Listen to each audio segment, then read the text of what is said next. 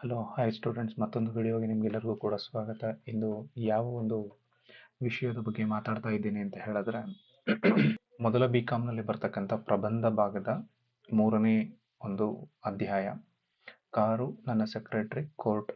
ಈ ಒಂದು ಪ್ರಬಂಧವನ್ನು ಬರೆದಿರ್ತಕ್ಕಂಥವ್ರು ಯಾರು ಅಂತ ಹೇಳಿದ್ರೆ BGL ಸ್ವಾಮಿ ಅವರು. ಸೊ ಅವರ ಒಂದು ಅನುಭವ ಅಮೆರಿಕಾದಲ್ಲಿ ಏನಾಗಿತ್ತೋ ಆ ಅನುಭವವನ್ನು ಇಲ್ಲಿ ಹಂಚ್ಕೊಳ್ತಾ ಹೋಗ್ತಾ ಇದ್ದಾರೆ. ಸೊ ಹಾಗಾದ್ರೆ ಆ ಪ್ರಬಂಧ ಏನ್ ಹೇಳ್ತಾ ಹೋಗುತ್ತೆ ಅಥವಾ ಆ ಲೇಖನ ಏನ್ ಹೇಳ್ತಾ ಹೋಗುತ್ತೆ ಅನ್ನೋದನ್ನ ಮುಂದೆ ನೋಡ್ತಾ ಹೋಗೋಣ. ಸೊ ಭಾರತದಲ್ಲಿ ಬೈಸಿಕಲ್ ಎಷ್ಟು ತುಂಬಾ ಇಂಪಾರ್ಟೆಂಟ್ ಇರುತ್ತೋ ಮನುಷ್ಯರಿಗೆ ಅಥವಾ ನಮ್ಮಲ್ಲಿರ್ತಕ್ಕಂಥ ಜನಗಳಿಗೆ, ಹಾಗೆ ಅಮೆರಿಕಾದಲ್ಲಿರ್ತಕ್ಕಂಥ ಸಾಮಾನ್ಯ ಜನರಿಗೆ ಕಾರು ಅನ್ನೋದು ಅತ್ಯಂತ ಅವಶ್ಯಕವಾಗಿರತಕ್ಕಂತಹ ಒಂದು ಅಂಶ.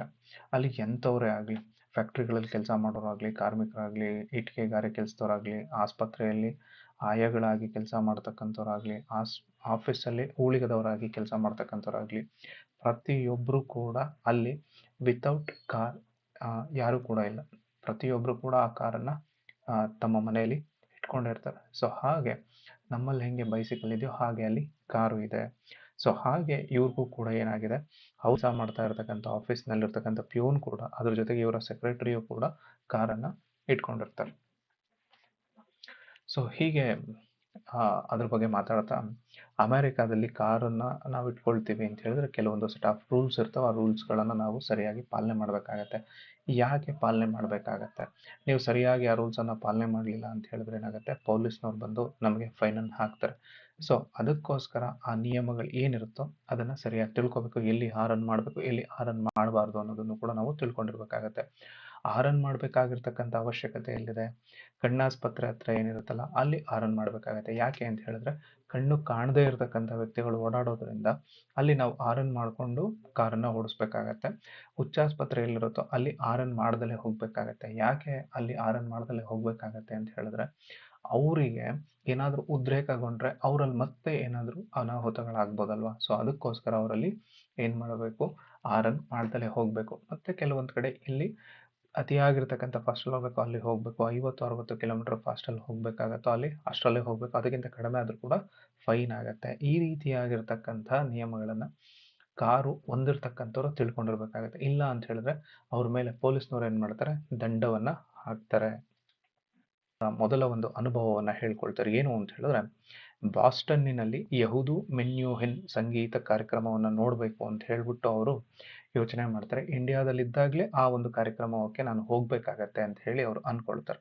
ಸೊ ಆಗ ಅವ್ರೇನ್ ಮಾಡ್ತಾರೆ, ಅವ್ರಿರ್ತಕ್ಕಂಥ ಪ್ಲೇಸಿಂದ ಅಲ್ಲಿಗೆ ಹೋಗ್ತಕ್ಕಂಥ ಒಂದು ಜಾಗಕ್ಕೆ ಕಾರು ಅಥವಾ ಬೇರೆ ಇನ್ಯಾವುದು ಕೂಡ ಸೌಕರ್ಯ ಇರಲಿಲ್ಲ. ಅದಕ್ಕೋಸ್ಕರ ಇವರೇ ಒಂದು ಬಾಡಿಗೆ ಕಾರನ್ನು ತೆಗೆದುಕೊಳ್ತಾರೆ. ಇವರೇ ಅಷ್ಟೊತ್ತಿಗಾಗಲೇ ಇವ್ರು ಏನು ಮಾಡ್ತಾರೆ, DL ಅನ್ನ ಮಾಡಿಸ್ಕೊಂಡಿರ್ತಾರಲ್ವಾ. ಸೊ ಅದರಿಂದ ನಾನೇ ಹೋಗ್ಬೋದಲ್ವಾ ಅಂತ ಹೇಳ್ಬಿಟ್ಟು ಅವ್ರೇನು ಮಾಡ್ತಾರೆ, ತಮ್ಮ ಜೊತೆಗೆ ತಮ್ಮ ಸ್ನೇಹಿತರನ್ನು ಕೂಡ ಕರ್ಕೊಂಡು ಅವರು ಹೋಗ್ತಾರೆ. ಹೋಗಿದ ಮೇಲೆ ಎಲ್ಲಿ ಕಾರ್ ನಿಲ್ಲಿಸ್ಬೇಕು ಅನ್ನೋದು ಅವರಿಗೆ ಗೊತ್ತಾಗ್ತಾ ಇಲ್ಲ. ಸೊ ಕಾರ್ ನಿಲ್ಸೋದು ಎಲ್ಲಿ ನಿಲ್ಲಿಸ್ಬೇಕು ಅಂತ ಹೇಳಿ ಎಲ್ಲ ಕಡೆ ಕಾರನ್ನ ನಿಲ್ಸೋ ಜಾಗವನ್ನು ನೋಡ್ತಾರೆ. ಎಲ್ಲೋ ಒಂದು ಕಡೆ ಕಾರು ನಿಲ್ಸಕ್ಕೆ ಬೇಕಾಗಿರ್ತಕ್ಕಂಥ ಒಂದಷ್ಟು ಜಾಗ ಸಿಗತ್ತೆ. ಅಲ್ಲಿ ಅವರು ಆ ಕಾರನ್ನ ನಿಲ್ಲಿಸ್ತಾರೆ. ಅದಾಗಿ 3 ಅವರು ಆ ಸಂಗೀತ ಕಾರ್ಯಕ್ರಮವನ್ನು ನೋಡ್ಕೊಳ್ತಾರೆ. ನೋಡ್ಕೊಂಡು ಹೊರಗೆ ಬರ್ತಾರೆ. ಹೊರಗೆ ಬಂದ ಮೇಲೆ ಅವರು ಕಾರು ಅವ್ರ ಕಣ್ಣಿಗೆ ಕಾಣ್ತಾ ಇಲ್ಲ. ಎಲ್ಲೋಯ್ತು ನನ್ನ ಕಾರು, ಎಲ್ಲೋಯ್ತು ಅಂತ ಹೇಳಿ ಅವ್ರಿಗೆ ಗಾಬರಿ ಆಗೋಗುತ್ತೆ. ಅವಾಗ ಅವರ ಒಬ್ಬ ಗೆಳೆಯ ಏನ್ ಮಾಡ್ತಾನೆ, ನೋಡು ಅಷ್ಟು ಒಂದು ಫರ್ಲಾಂಗ್ ದೂರದಲ್ಲಿ ನಮ್ಮ ಕಾರ್ ನಿಂತಿದೆ ನೋಡು ಅಲ್ಲಿ ಅಂತ ಹೇಳ್ತಾರೆ. ಅದಾದ್ಮೇಲೆ ಅಲ್ಲಿ ಕಾರ್ ಅದು ಹೆಂಗೋಯ್ತು ಅಂತ ಹೇಳಿ ಯೋಚನೆ ಮಾಡ್ಕೊಂಡು ಹಾಗೆ ನಿಧಾನಕ್ಕೆ ಬಂದು ಆ ಕಾರ್ ಹತ್ರ ಬಂದು ನೋಡ್ತಾರೆ. ಕಾರ್ ಹತ್ರ ಎಲ್ಲ ನೋಡ್ಬೇಕಾದಾಗ ಹಿಂದ್ಗಡೆ ಒಬ್ಬ ಪೊಲೀಸ್ ಕಾನ್ಸ್ಟೇಬಲ್, ಅಮೆರಿಕಾದಲ್ಲಿರ್ತಕ್ಕಂಥ ಒಬ್ಬ ಪೊಲೀಸ್ ಕಾನ್ಸ್ಟೇಬಲ್ ಬಂದ್ಬಿಟ್ಟು, ಈ ಕಾರ್ ಯಾರ್ದು, ನಿಮ್ದಾ ಅಂತ ಅವ್ನು ಕೇಳ್ತಾನೆ. ಅದಕ್ಕೆ ಅವನನ್ನ ನೋಡ್ಬಿಟ್ಟು ಇವರಿಗೆ ಭಯ ಆಗೋಗುತ್ತೆ. ಏನಪ್ಪ ಇವನು ಇನ್ಸ್ಪೆಕ್ಟರ್ ಅಥವಾ ದೊಡ್ಡ ಆಫೀಸರ್ ಏನೋ ಬಂದ್ಬಿಟ್ಟಿಯಾನಲ್ಲಪ್ಪ ಅಂತ ಹೇಳಿ ಏನ್ ಮಾಡ್ತಾರೆ, ಈ ಕಾರು ನಂದೇ ಅಂತ ಹೇಳ್ತಾನೆ. ಹಾಗಾದ್ರೆ ಹೌದಾ, ಈ ಕಾರ್ ನಿಮ್ದೇನಾ? ಬಾಸ್ಟನ್ನಲ್ಲಿ ಕಾರ್ ನಿಲ್ಸೋದಕ್ಕೆ ನಿಯಮಗಳೇನಾದ್ರೂ ನಿಮಗೆ ಗೊತ್ತಿದ್ಯಾ ಅಂತ ಅಂದ್ಬಿಟ್ಟು ಕೇಳ್ತಾನೆ. ಅವನು ಅದಕ್ಕೆ ಗೊತ್ತಿಲ್ಲ ಅಂತ ಹೇಳ್ತಾನೆ. ಸೊ ನೀವು ನನ್ನನ್ನು ಸರ್ ಅಂತ ಹೇಳ್ಬಿಡಿ, ಬಿಕಾಸ್ ನಾನು ಕಾನ್ಸ್ಟೇಬಲ್. ಆದ್ರಿಂದ ನೀವು ಇಲ್ಲಿ ಬಂದ್ಬಿಟ್ಟು ನನಗೆ ಸಾರ್ ಅಂತ ಹೇಳೋ ಹಾಗಿಲ್ಲ.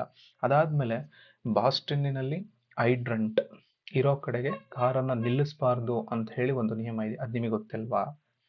ಎಷ್ಟು ದಿನದಿಂದ ಇಲ್ಲಿದ್ದಿ, ನಿನಗೆ ಅದ್ರ ಬಗ್ಗೆ ಯಾವ ನಿಯಮವೂ ನಿಮಗೆ ಗೊತ್ತಿಲ್ವಾ ಅಂತ ಹೇಳಿ ಜೋರಾಗಿ ಮಾತಾಡ್ತಾನೆ. ಸೊ ಅವಾಗ ಅವ್ನಿಗೇನು ಮಾತಾಡಬೇಕು ಅನ್ನೋದು ಗೊತ್ತಾಗೋದಿಲ್ಲ. ಗೊತ್ತಾಗ್ದಲೇ ಇದ್ದಿದ ತಕ್ಷಣ ಅವರನ್ನ ಎಲ್ಲ ಆ ಕಡೆ ಈ ಕಡೆ ಎಲ್ಲ ನೋಡ್ಬಿಟ್ಟು, ನೀವು ಟೆಕ್ಸಾಸ್ ಕಡೆಯಿಂದ ಬಂದಿರತಕ್ಕಂಥವ್ರು ಅಂತ ಹೇಳಿ ಕನ್ಫರ್ಮ್ ಮಾಡ್ಕೊಂಡು, ಅಥವಾ ಅವನೇ ಒಂದು ಇಮ್ಯಾಜಿನೇಷನಲ್ಲಿ ನೀವು ಟೆಕ್ಸಾಸ್ ಕಡೆಯಿಂದ ಬಂದಿರೋರಾ ಅಂತ ಅನ್ಕೊಂಡು ಹೇಳ್ತಾನೆ. ಸೊ ಅವಾಗ ಅವನೊಂದು ಮಾತು ಹೇಳ್ತಾನೆ, ಏನು ಇದು ಟೆಕ್ಸಸ್ ಅಲ್ಲ, ಹೈಡ್ರೆಂಟ್ ಪಕ್ಕದಲ್ಲಿ ಕಾರು ನಿಲ್ಲಿಸೋದಕ್ಕೆ ಅಂತ ಹೇಳಿ ಜೋರಾಗಿ ಮತ್ತೆ ಹೇಳ್ತಾನೆ. ಅವಾಗಲೇ ಮತ್ತೆ ಹೇಳಿದ್ದೀನಿ ತಾನೆ, ನನ್ನ ಸಾರ್ ಅಂತ ಹೇಳ್ಬಿಡ, ನಾನು ಇಲ್ಲೊಬ್ಬ ಏನು ಕಾನ್ಸ್ಟೇಬಲ್ ಮಾತ್ರ ಅಂತ ಹೇಳಿ ಕೈ ಎತ್ತಿ ಜೋರಾಗಿ ಹೊಡಿತಾನೇನೋ ಅಂತ ಅನ್ಕೊಂಡ್ಬಿಟ್ಟು ಇವ್ರು ಏನು ಮಾಡ್ತಾರೆ, ಮುಖವನ್ನ ಮುಚ್ಕೊಂಡ್ಬಿಡ್ತಾರೆ. ಸೊ ಹೀಗೆ ಕಾರು ನಿಮಗೆ ಇಷ್ಟ ಬಂದ ಹಾಗೆ ಬಿಡೋದಕ್ಕೆ ಇದು ಟೆಕ್ಸಸ್ ಅಥವಾ ಬಾಸ್ಟನ್ ಅಲ್ಲ. ಈ ತರ್ಕ್ಲಾಂಟಿ ಡಬ್ಬಿಯೊಳಗೆ ನಿನ್ನ ದೇಹನ ಇರಿಸ್ಕೊಂಡು ಅದ್ರ ಜೊತೆಗೆ ಹೈಡ್ರೆಂಟಿನ ಪಕ್ಕದಲ್ಲಿ ನೀನು ಈ ಕಾರನ್ನ ತಂದು ನಿಲ್ಸಿದ್ದು ಅಲ್ಲದೆ ಈ ಕೊರೆಯೋ ಚಳಿಯಲ್ಲಿ 3 ಅವರ್ ನಾನು ಕಾಯೋ ರೀತಿನಲ್ಲಿ ಮಾಡಿದ್ಯಾ ಅಲ್ವಾ ನೀನು, ಇದೇ ನಿನಗೇನು ಆಟ ಆಗೋಯ್ತಾ ಅಂತ ಹೇಳಿ ಜೋರಾಗಿ ಮಾತಾಡ್ತಾನೆ. ಅವಾಗಲೂ ಹ್ಞೂ ಸರ್ ಅಂತಲೂ ಕೂಡ ಅವ್ನು ಹೇಳ್ತಾನೆ. ಹಾಗೆ ನೋಡ್ತಾ ಇರ್ತಾನೆ. ನೋಡ್ತಾ ಇರಬೇಕಾದಾಗ ನೆನಪಿರಲಿ, ಇದು ಟೆಕ್ಸಸ್ ಅಲ್ಲ, ಬಾಸ್ಟನ್. ಮತ್ತೆ ಹೌದು ಸರ್ ಅಂತಾನೆ. ಇದು ನೀನು ಸರ್ ಅಂತ ಹೇಳ್ಬಿಡ, ನಾನು ಕಾನ್ಸ್ಟೇಬಲ್ ಅಂತ ಹೇಳಿ ಜೋರಾಗಿ ಹೇಳ್ಬಿಟ್ಟು ಅಲ್ಲಿ ತಾವನು ಹೋಗ್ತಾನೆ. ಹೋದ್ಮೇಲೆ ಮತ್ತೆ ಇವ್ರಿಗೆ ಒಂದು ಅನುಭವ ಕೊಡುತ್ತೆ, ಏನು ಕಾರನ್ನು ಯಾವ ರೀತಿ ನಿಯಮಗಳನ್ನು ತಿಳ್ಕೊಳ್ಬೇಕು, ಎಲ್ಲಿ ನಿಲ್ಲಿಸ್ಬೇಕು, ಇದೆಲ್ಲವೂ ಕೂಡ ಅವ್ರು ಮತ್ತೆ ಪುನರಾವರ್ತನೆ ಮಾಡ್ಕೊಳ್ತಾ ಹೋಗ್ತಾರೆ. ಸೊ ಹೀಗೆ ಒಂದಿನ ಅವ್ರು ಏನು ಮಾಡ್ತಾರೆ, ಇನ್ಕಮ್ ಟ್ಯಾಕ್ಸ್ ಆಫೀಸ್ ಅಥವಾ ವರಮಾನದ ಕಚೇರಿಗೆ ಹೋಗಬೇಕು ಅಂತ ಹೇಳಿ ತನ್ನ ಸೆಕ್ರೆಟರಿ ಜೊತೆ ಕಾರಲ್ಲಿ ಹೋಗ್ತಾ ಇರ್ತಾರೆ. ಅವಳು ಹೋಗ್ತಾ ಇರ್ತಕ್ಕಂಥ ದಾರಿ ತುಂಬ ದೂರ ಇದೆ, ಬೇರೆ ಒಂದು ದಾರಿಯಲ್ಲಿ ಹೋಗೋಣ ಅಂತ ಹೇಳ್ಬಿಟ್ಟು ಅವಳು ಏನು ಮಾಡ್ತಾಳೆ, 12 ಗಂಟೆ ಹೊರಡ್ತಾಳೆ. ಸೊ ಎಲ್ಲರೂ ಊಟದ ಸಮಯ ಅಂತ ಅಂದ್ಬಿಟ್ಟು ಆಫೀಸು, ಅಂಗಡಿ, ಫ್ಯಾಕ್ಟ್ರಿ, ಸ್ಕೂಲ್, ಕಾಲೇಜುಗಳೆಲ್ಲದರಲ್ಲಿಂದಲೂ ಜನ ಹೊರಬಂದು ಬೀದಿಗಳಲ್ಲಿ ನಿಂತಿರ್ತಾರೆ.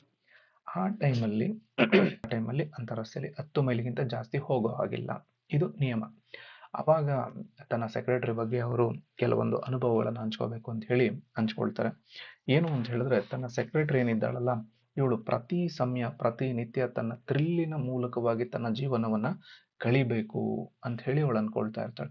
ಇದಕ್ಕೆ ಕಾರಣ ಯಾರು ಅಂತ ಹೇಳಿದ್ರೆ ಅವ್ರ ಅಪ್ಪ ಮತ್ತೆ ಅವರಮ್ಮ. ಯಾಕೆ ಅಂದ್ರೆ ಅವರು ಕೂಡ ಇದೇ ಸ್ವಭಾವದವರು. ನಾನು 100 ವರ್ಷ ಬದುಕಿದ್ರು ಸಪ್ಪೆಯಾಗಿ ನಾನು ಬದುಕೋದಕ್ಕೆ ಇಷ್ಟ ಇಲ್ಲ.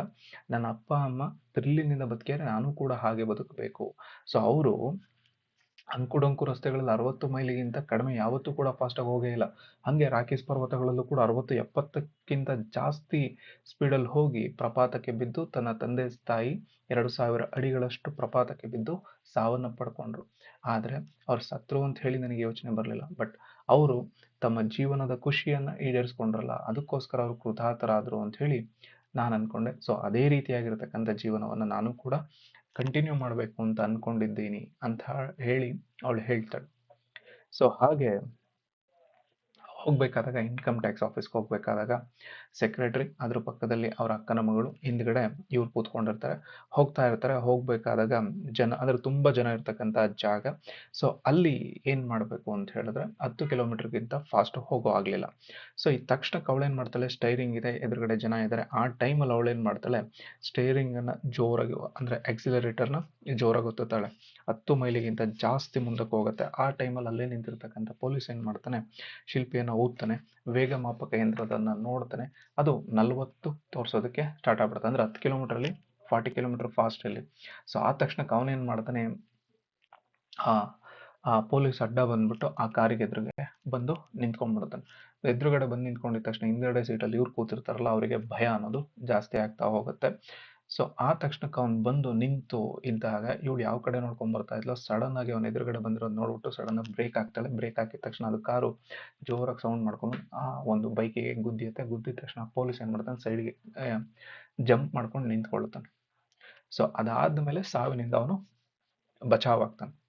ಅದಾದ್ಮೇಲೆ ಇವಳಿಗೆ ಆ ಪರಿಸ್ಥಿತಿ ಹೇಗಿದೆ ಅನ್ನೋದು ಆ ಮಟ್ಟಕ್ಕೆ ಅವಳು ಅರ್ಥ ಆಗಿರಲಿಲ್ಲ.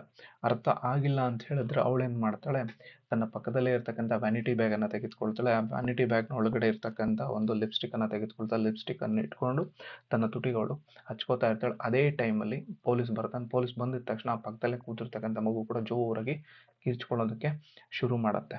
ಆ ಶುರು ಮಾಡಿದ ತಕ್ಷಣ ಈ ಕಡೆ ಆ ಪೊಲೀಸ್ ಬಂದಿದ ತಕ್ಷಣ ಅವನೇನ್ ಮಾಡ್ತಾನೆ, ತನ್ನ ಲಿಪ್ಸ್ಟಿಕ್ಕಿಗೆ ಎಲ್ಲಿ ಹಚ್ಕೊಂಡಿರ್ತಾಳಲ್ಲ ಬಂದು ತೋರಿಸಿ ಅಂದ್ರೆ ನೋಡ್ತಾಳೆ.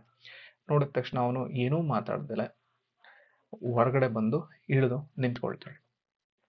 ಸೊ ಆ ತಕ್ಷಣಕ್ಕೆ ಪೊಲೀಸ್ ಏನ್ ಹೇಳ್ತಾನೆ ಅಂತ ಹೇಳಿದ್ರೆ, ನೀನು ಒಂದಲ್ಲ ಎರಡಲ್ಲ 4 ತಪ್ಪುಗಳನ್ನ ಮಾಡಿದ್ಯಾ. ಸೊ ಆ 4 ತಪ್ಪಿಗೆ ನೀನು ದಂಡವನ್ನು ಕಟ್ಟಬೇಕಾಗತ್ತೆ ಅಂತ ಹೇಳ್ತಾರೆ. ಸೊ ಮೊದಲನೇದಾಗಿ ನೀನು ಏನು ತಪ್ಪು ಮಾಡಿದ್ಯಾ ಅಂತ ಹೇಳಿದ್ರೆ, ಅಂದ್ರೆ ಸ್ಪೀಡ್ ಲಿಮಿಟ್ ಏನಿದೆಯಲ್ಲ ಅದನ್ನ ನೀನು ಬ್ರೇಕ್ ಮಾಡಿದ್ಯಾ. ಸೆಕೆಂಡ್ನೇದು ಏನು, ನನ್ನ ಆಜ್ಞೆಯನ್ನ ಅಲಕ್ಷ್ಯ ಮಾಡಿದ್ದಿ.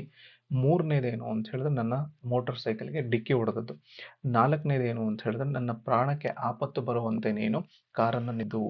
ಇದಕ್ಕೂ ಸೇರಿಸಿ ಒಂದು ಸಮನ್ಸನ್ನ ಕೊಡ್ತೀನಿ, ನೀನು ಇದನ್ನು ತೆಗೆದುಕೊಂಡು ಎಲ್ಲಿಗೆ ಬರ್ಬೇಕಾಗತ್ತೆ, ಕೋರ್ಟಿಗೆ ಬರ್ಬೇಕಾಗತ್ತೆ ಅಂತ ಹೇಳಿದ ತಕ್ಷಣ ಹಾಗೆ ಅವನ್ನ ದುರ್ಗುಟ್ಕೊಂಡು ಇವಳು ನೋಡ್ತಾಳೆ.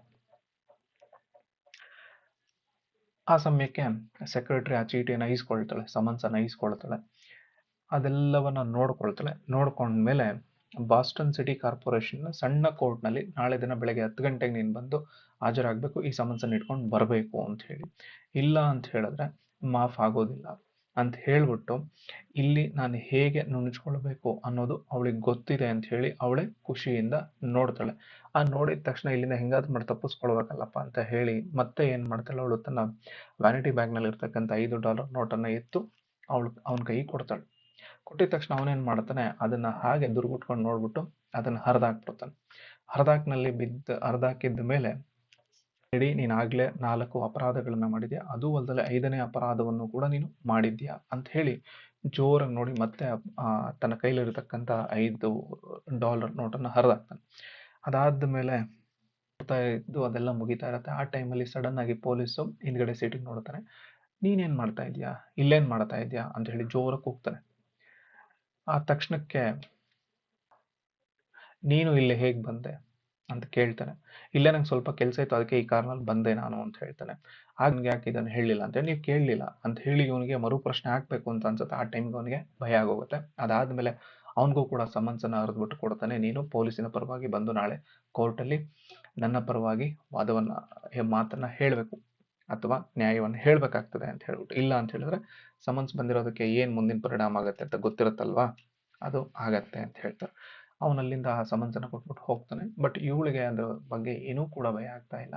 ಭಯ ಯಾಕೆ ಆಗ್ತಾ ಇಲ್ಲ, ಸೊ ನಾನು ಕೋರ್ಟ್ ಹೋಗಿ ನಾನು ಕೋರ್ಟ್ನಿಂದ ಹೇಗೆ ನನ್ನನ್ನು ತಪ್ಪಿಸ್ಕೊಂಡು ಬರೋದಕ್ಕೆ ಸಾಧ್ಯತೆ ಇದೆ ಅಂತ ಹೇಳಿ ಅವಳು ಹೇಳ್ತಾಳೆ. ಸೊ ಕೋರ್ಟ್ಗೆ ಹೋಗ್ಬೇಕು ಅಂತ ಹೇಳಿ ನನಗೇನು ಲಾಯರ್ನ ಅವಶ್ಯಕತೆ ಇಲ್ಲ ಅಂತ ಹೇಳಿ ನಾಳೆ ಕೋರ್ಟ್ಗೆ ಜೊತೆಲೇ ಹೋಗೋಣ ಅಂತ ಹೇಳ್ಬಿಟ್ಟು ಅವಳು ಏನ್ ಮಾಡ್ತಾಳೆ, ಕೋರ್ಟ್ ಬರ್ತಾಳೆ. ಸೊ ಮಾರನೇ ದಿನ ಇವಳ ಜೊತೆ ಹೆಂಗಪ್ಪ ಹೋಗೋದು ಅಂತ ಹೇಳ್ಬಿಟ್ಟು ಅವ್ರಿಗೆ ಏನ್ ಮಾಡ್ತಾರೆ, ಯಾವುದೋ ಒಂದು ನೆಪವನ್ನ ಹೇಳ್ಬಿಟ್ಟು ಬೇರೆ ಒಂದು ಕಾರನ್ನ ಅಡ್ಜಸ್ಟ್ ಮಾಡ್ಕೊಂಡು ಏನ್ ಮಾಡ್ತಾರೆ, ಅವರು ಕೋರ್ಟಿಗೆ ಬರ್ತಾರೆ.